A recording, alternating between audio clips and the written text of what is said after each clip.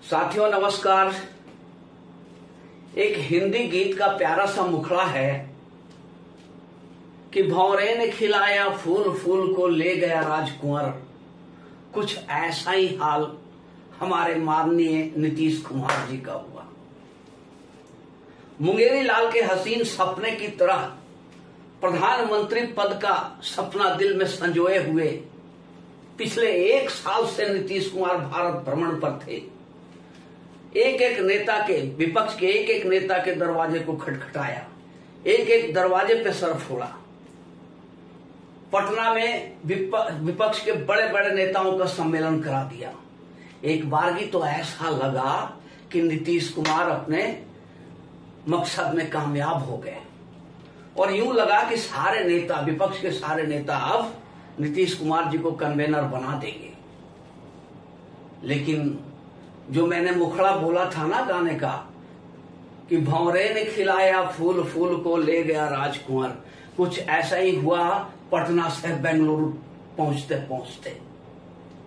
पटना के विपक्षी एकता के सम्मेलन में नीतीश कुमार ही सब कुछ करता धरता थे और पटना से जब बेंगलुरु में विपक्षी एकता का सम्मेलन शुरू हुआ तो नीतीश कुमार जी अपने पूरे दल बल के साथ चार्टर्ड प्लेन से बेंगलुरु पहुंचे। लेकिन उनके पहुंचने से पहले ही कांड हो गया। बेंगलोर के सड़कों पे, चौक चौराहों पे एक पोस्टर चस्पा कर दिया गया कि Nitish Kumar is an unstable man. Unstable man का मतलब क्या है? जिसका भरोसा नहीं किया जा सकता है, जिसे पलटू राम कहा जाता है। वो कभी भी पलटू मार सकते हैं, भरोसे के लायक व्यक्ति नहीं है। ये उनके पहुंचने के पहले उनके स्वागत में बेंगलुरु के चौक चौराहों पे, सड़कों पे ये पोस्टर चस्पा कर दिया गया। अब इसके बाद जब बेंगलुरु का सम्मेलन शुरू हुआ तो नीतीश कुमार चूंकि अपने आप को मोदी के समकक्ष मानते थे और ऐसा लगता भी था कि नीतीश कुमार के कद का कोई नेता विपक्ष में नहीं है। अब कांग्रेस से राहुल गांधी थे तो राहुल गांधी को भला नीतीश कुमार क्या समझते? वो समझ रहे थे कि राहुल गांधी के सामने मैं बीच पड़ूंगा। पर कांग्रेस यही गेम खेल गई। जब कांग्रेस ने देखा कि विपक्षी एकता का एक खाका तैयार हो गया तो कांग्रेस ने चुपके से सोनिया गांधी को आगे कर दिया। अब सोनिया गांधी जब सामने आ गई तो नीतीश कुमार का व्यक्तित्व फीका पड़ गया और भारी बेइज्जती का सामना करना पड़ा नीतीश कुमार को। नीतीश कुमार को पिछली पंक्ति में बैठाया गया। उनके द्वारा जो नाम तय किया गया था पीडीए, वो नाम भी नहीं सेलेक्ट किया गया। केजरीवाल और राहुल गांधी के द्वारा सजेस्ट किया हुआ नाम इंडिया नाम रखा गया विपक्ष का, INDIA। तो नीतीश कुमार को जोरदार झटका लगा कि ये क्या से क्या हो गया भाई, हमने क्या सोचा था और क्या हो गया। नीतीश कुमार का कोई चर्चा ही नहीं हुआ। कन्वेनर बनाने की तो बात ही छोड़ दीजिए। एक चर्चा हुई कि 11 आदमी का एक कोऑर्डिनेशन कमेटी बनेगा जो ये तय करेगा कि कौन नेता होगा, कौन कन्वेनर होगा। अब ये 11 आदमियों के बीच में मामला 11 आदमियों के बीच चला गया। नाम चलने लगा केजरीवाल का कन्वेनर बनाने का। ममता बनर्जी सामने आ गई। कांग्रेस एक कदम पीछे हटी कि प्रधानमंत्री पद का दावेदार कांग्रेस से नहीं होगा। तो तमाम पार्टियां अपने आप को दावेदार साबित करने के लिए उद्यत हो गई। अब नीतीश कुमार चक्कर खा गए।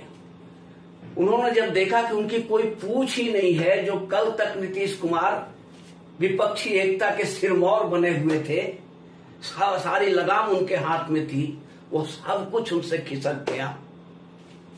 तो वो नाराज हो गए, बुरी तरह नाराज हुए और ज्वाइंट प्रेस कॉन्फ्रेंस शुरू होने के पहले ही बेंगलोर से भाग लिए। अभी आकर के यहां पे राजगीर मेला का उद्घाटन किया और वहीं पे कोने में बैठ करके वो ये गीत गुनगुना रहे हैं कि दिल के अरमा आंसुओं में बह गए, हम वफा करके भी तन्हा रह गए।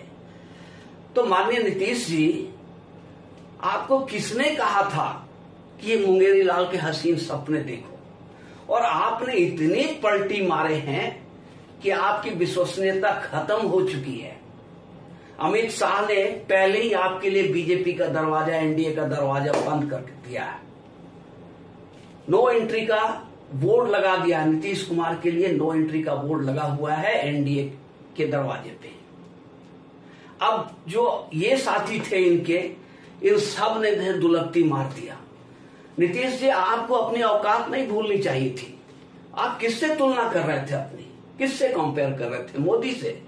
वो मोदी जो उत्तर से दक्षिण तक और पूर्व से पश्चिम तक और नॉर्थ ईस्ट तक अपने दम पर, अपने नाम पर एक एक सांसद को जिता करके लाते हैं और अपने बल पे, अपने बाहुबल से प्रधानमंत्री की कुर्सी पर बैठे हुए हैं। आप उनसे अपनी तुलना कर रहे थे।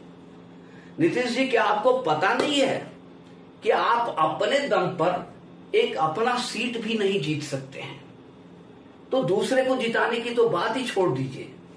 आप एक स्टेट का मुख्यमंत्री भी अपने दम पे नहीं बन सकते हैं, एक लोकसभा की एक सीट भी नहीं जीत सकते हैं। फिर आपने कैसे सोच लिया कि प्रधानमंत्री हम बन जाएंगे? तो ये आपकी गलतफहमी थी जो अब दूर हो चुकी है। तो नीतीश जी, आगे से ऐसी गलतफहमी दिल के अंदर मत पालिएगा। और अब आपकी चला चली की बेला है। अब यहां न बिहार की पॉलिटिक्स में भी आपकी जगह अब नहीं बची है। अब आपके दल के जो है जितने भी विधायक हैं, उन्होंने अपना अपना फैसला कर लिया, अपना अपना रास्ता चुन लिया है। कुछ आरजेडी में और कुछ बीजेपी में। आप सीधा कल्याण बिगहा में जाकर के हरि भजन कीजिए, हरि बोल हरि बोल हरि बोल। मित्रों, अगर ये वीडियो आप लोगों को अच्छा लगा हो तो इसे लाइक करेंगे, चैनल को सब्सक्राइब करेंगे। धन्यवाद।